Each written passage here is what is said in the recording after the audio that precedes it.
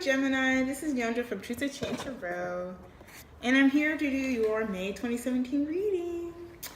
Before I get started, I want to say thank you all to all the people who've liked, shared, and subscribed to my channel. Thank you very much. All right, let's get started with your reading. So your overall message for May 2017 is faith. And I think this is the first time I got this card throughout my tarot video, so it's really beautiful. Faith. I'm going to read what it means. What frightens you is something much smaller than you know. If you're experiencing pain, holding on tighter will only worsen the situation. Your greatness awaits. The questions are, I have a tremendous amount of personal magnetism. Am I willing to allow myself to shine? Key ideas are narrow focus, miracles all around, not following wise counsel, not accepting your gifts, using energy in a self-defeating way. And the phrase with it is, I am more than I think I am. So, your clarifying cards are Arcana and Toxic. So, there is definitely a sense of having a toxic reaction or having a kind of, I don't want to say messy, but having kind of like a jaded or toxic or negative mindset or self-defeating mindset about the things that feel unsolvable in your life. And one of the part of the story I read beforehand is this person has this golden brick, and the gods or whatever are telling this person, you're holding on to this brick and you think it's a wall. So these obstacles that are in your life, that are mysterious, that feel unknown, that feel uncertain, that feel scary, that feel dark, are not as difficult. And you're kind of gassing them up, is basically what it is. And that is just leading to a toxicity that isn't just happening with that specific situation in your life, but is bleeding into other parts of your life, is what I'm getting. So this month is really asking you, the overall message is having faith. And having faith does not just mean having faith in a higher purpose or a God or the universe, whatever. It really comes down to you having faith in yourself to overcome what you perceive to be obstacles, understanding how you can have a different relationship to those energies and minimize them in a way that brings in your own gifts, that honors your own strength, really. All right. So let's get to the love part of the reading. So for the singles here, you have the Eight of Swords in reverse and the Seven of Wands in reverse. So yeah, the first thing that I'm getting with these two cards is basically talks about what this, that's what the overall message is. That's how it works. But with the Eight of Swords and the Seven of Wands, it's saying like two things. It's asking you to release those toxic thoughts, those mentalities, those negative negative self-talks, negative self-talk, I think that's what it is. Negative self-talks, those negative self-worth mentalities. I know it's like hard though, because it's just like built up over such a long period of time, this kind of toxicity that you're living in right now in your mindset, and it's just gathered and gathered and gathered. But it's really time to face it. You're not going to be able to manifest it. Another thing that's blocking is your ability to be vulnerable. You know, with the Seven of Wands in reverse here, it's talking about trying to, it's this defensiveness that is not useful. And that's one of the things it's asking you. Because you can see here, it's like these walls, these thoughts, this negativity has become a form of defensiveness. So when a new person, opportunity, friendships come in order to feel, you kind of just jump the gun by defending yourself against it. When the opportunity hasn't fully unfolded, people haven't really shown themselves in a way to even be negative. So, more information. Yeah. 10 of Wands here and the 7 of Cups. So the 10 of Wands, it's like you are carrying a lot of energy. You're carrying a lot of burdens. You're carrying a lot of things that you don't need to be holding on to. You know, all the toxic stuff, all the fears, the worries. And another thing with it too, with the Ten of Wands I'm getting, is that you have a lot of love to give. You have a lot of passion to give. But one of the parts of the saying is that, you know, all this passion, all this stuff is being built up because you're not sharing it with other people. And part of it is too, with the Seven of Cups here, it's like you have this sort of idealized notion. And you have two sevens here, so that has to do with the kind of divine, or just kind of like the mysterious, but also outside support. So it's just like with the Seven of Cups here, you have these sort of ideals about how you want to be in relationship to other people, and friendships and romantic relationships. But these ideals are kind of like another form of defense in a lot of ways. It's like defend yourself because, like, oh, this person, oh, they're not good enough, like they're, you know, they don't fit X, Y, and Z. You know what? It's really important to have standards. It's really important to have expectations out of people in your life. But there comes a line. There's a line that has to be drawn in terms of what are your expectations and how are you trying to defend yourself. What walls are you building up? What false, you know, like I said earlier, what brick of an idea have you turned into a wall that prevents other people coming in and prevents what you want to come in as well? Feeling that very heavily. Yeah. The Nine of Wands here, I'm just going to stop there. The Nine of Wands has to do with defensiveness and boundaries, and kind of, in this sense, having boundaries that are not boundaries but that are walls. And you're standing in front of this, making sure that whatever, kind of really trying to, instead of discerning, you're kind of picking at things. You know, these are all the things that are making out this toxic mindset. This is the stuff that you're holding on to, that once you release, once you get yourself out of that prison, you'll be able to kind of be vulnerable to new opportunities and new connections, and to the connections that are already present in your life. All right, so for the couples here, you have the Two of Wands and the Four of Swords. So perhaps there's been a decision made, or you're trying to make a decision about how to find stability in your relationship, or this is your partner. I mean, this is your energy, Gemini, it's Four of Swords. And I think the stability, or the decision is specifically around finding pieces of yourself that you feel like are missing, finding that clarity again. Information. Yeah. Finding that you can see whether you have the Queen of Cups and the Ace of Cups. So you made a decision around your own to kind of explore your emotions, explore your internal field, explore your internal environment.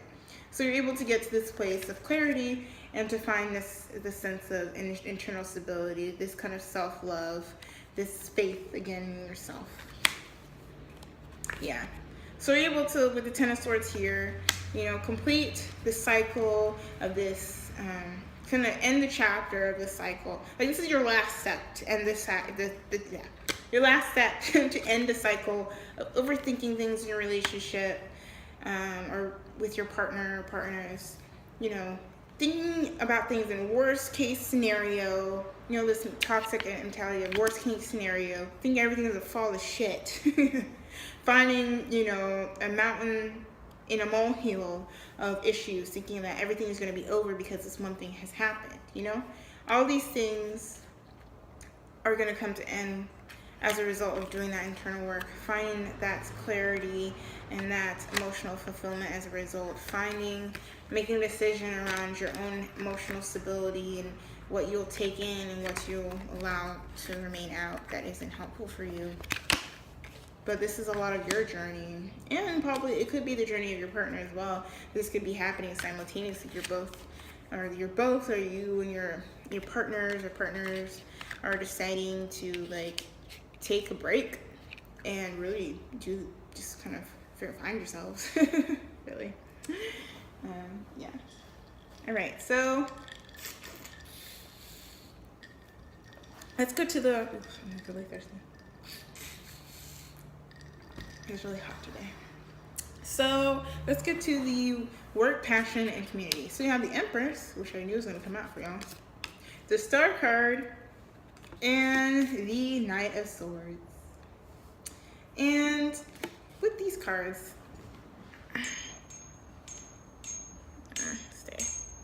with these cards, so that's better. in particular. It almost is like the Knight of Swords is rushing towards the Star card and the Empress. So rushing towards this desire for hope and healing and abundance. I'm gonna pull another card too. Yeah, with the King of Pentacles in reverse, I know there's something a little bit off with this, because it seems like you want to rush towards this. You know you want this thing. You're trying to get the motivation to kind of solve these issues, to know and feel what abundance and hope and clarity and discernment is in your life. But there's this, so you can have this stability, but the stability is reversed, because I think it's asking you to kind of discern or analyze it a little bit more. Take a little bit, be cautious is what it is. Not necessarily analyze it more, because I think y'all Gemini kind of have a tendency to analyze things like ET, a little bit overwhelming. Oh, how come I turned yellow? What happened? Whatever. This is weird. Okay, so yeah, I have a tendency to overanalyze things, but it's asking you to kind of discern. Yeah, with the World card here in reverse, it's like you're trying to complete the cycle, you're trying to make things end, you're trying to have like a happy ending is what I'm getting. But you're kind of rushing, you know. You're rushing because you want to be able to address the mysteries. You want to be able to know the conclusion of what your career is going to be like. You want to know the conclusion of what this work project, this community connection is going to happen, how it's going to manifest. Because you have this hope, you have this abundance, you want all these things, and you feel like you deserve them. You deserve that stability. But you're doing it in a way that is a little bit, I want to say messy, but messy. Yeah, with the Hierophant in reverse, it's like, part of it I think is like, part of the kind of difficulty is trying to navigate the status quo. And what you need is a flexibility. What you need is a little bit more of an open and accepting place to be able to really fulfill your ideas and dreams. Like, you need a little bit more flexibility. So if you're trying to rush through this and you're doing it through like the institutions, you know, the dominant narrative of whatever workplace or community you're in, the issue is not going to be addressed. The project is not going to complete. The connection is not going to manifest in the way it is. The stability is not going to be found if you're trying to do it in this kind of boxed way. Yeah. With the Seven of Pentacles in reverse here, it's just like asking you to know when to invest and know when to kind of release and move on. So maybe some of the things that you're trying to invest so much into, the stability you're trying to invest so much into, what you're trying to rush towards, you know, isn't really for you. It's asking you to open your options. It's asking you to have faith here by knowing when you're doing things just because they feel right, and knowing things when they're meant for you. If that makes sense. Yeah. All right. One card, two more cards. Okay. Yeah. It's asking you to release here with the Four of Pentacles in reverse. This desire for stability that is kind of false. And with the Nine of Swords in reverse, it's like the need for stability could be informed by other people's ways of living. So you can see other people on social media, Instagram, whatever, and they're doing their thing. But that thing that they're doing is not really, it's false. I mean, y'all saw how the Fire Festival went down. Sorry, y'all. I have to bring it up. I do. Anyways, this sort of like security that seems really like this false sense of successfulness, this false sense of happiness, all these things that, you know, that feel like are the status quo, the normal way to do it. It's just like, you gotta let go of that and really find a way that makes sense for you. You know? Don't do it in comparison to other people. You're gonna get caught up. It's gonna be messy. You're gonna end up on an island. You know? Sorry. Let me move on to the spirituality and higher purpose. All right, so your cards are the High Priestess, the Devil, and the Hermit. So this goes along with what I was just saying. Oh my God, this is gonna drive me nuts. I'm like, I want to just be bright again. So with the High Priestess, your challenge is just trying to connect to your intuition, trying to connect to that sense of information that's coming down from whatever space, the universe, your higher conscious, whatever, and really being in tune with it and trusting it. But what you know is that there's certain things, patterns, people, mindsets, lifestyle patterns, whatever, that you're holding on to that is toxic, like I said earlier, that isn't really healthy. And it's like you connect. I think there's a thread of connection to your higher conscious, but it's like, yeah, you need to reset toxic mindset to be able to really feel it. And I think, like I said earlier, it's just like, it's a lot easier than you think. Because it's already there, it's already present. It's just a matter of opening yourself up to it, being more vulnerable to those messages of yourself. Like, oh, this does not feel good, this does not feel right. I'm holding on to it because other people are making me think about it, these things that are just, I just want to know the ending, but the joy of life is to be able to shape it and manifest in the way that you want. And with the Hermit here, it's just saying, like, just releasing that, knowing that these ideals, these mentalities, whatever chains that you're putting onto yourself, that you can easily just take off and move away from, is going to lead to that continued path of introspection. That's going to allow you to face, the toxicity, allow you to have faith again, allow you to invest in other things that aren't, addictive or lead to a mentality or desire to control things that feel uncontrollable. Allow you to feel more connected and in tune with your higher self and your best self. And yeah. All right, so your overall message for this reading for this month is, or overall advice is, there's medicine in my shadow. All the dark things, that little brick that you've turned into a wall, look at what that brick is. What is the material made out of that brick? What is the fabric of that brick? What is the dark shit that you're holding on to, that you're so afraid to release, because it's a lot easier to hold on to this negativity than actually have faith and feel like abundance is possible. Look at that, because that will be the dosage. That will be the medicine. That will be the cure or the whatever to all these issues that feel like that keep coming up over and over and over again. You gotta look at that deep, dark shit. Don't run away from it. Face it, embrace it. It's always been a part of you, and it's never gonna go away. So having a different relationship to it, so when it comes up again, will allow you to be able to look at it and move past it, as opposed to holding on to it as if it's the end-all, be-all to all your dreams and hopes and feelings and sensations and all these things that you want to have. Yeah. So, that's your reading. If this resonates, makes sense, you want to get more into it, and specifically in terms of your life, then you gotta hit me up for a personal reading. We'll talk it through, we'll make sense of it, we'll figure it out. So, yeah. And I want to say, I have full moon and new moon readings I do every month. Check it out. They're lit. And yeah, thanks for watching. Blessings.